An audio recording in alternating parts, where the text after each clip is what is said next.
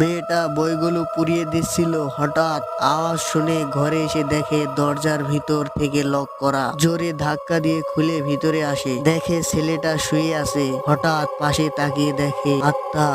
মেয়েটা দেখে ভয়ে চিৎকার করতে থাকে। কিছুক্ষণ পরে দেখে কেউ নেই। মেয়েটা গোসল করে সবকিছু গুছিয়ে নিয়ে চলে যাবে। আসলে মেয়েটাকে ছেলেটাকে দেখাশোনা করার জন্য রাখা হয়েছিল। যেতে গিয়ে দেখে সিঁড়িতে কেউ দাঁড়িয়ে আছে। ভয়ে ঘরে এসে দরজা লক করে। মেয়েটা এবার দরজা খুলে দেখে দরজার সামনে ছেলেটা দাঁড়িয়ে আছে। ছেলেটা মেয়েটার হাত ধরে নিয়ে যায় আত্মার কাছে।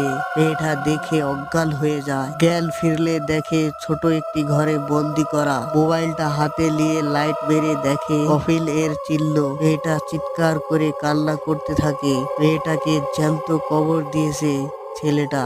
এই ছেলেটা কোনো সাধারণ ছেলে না। ছেলেটার লিখে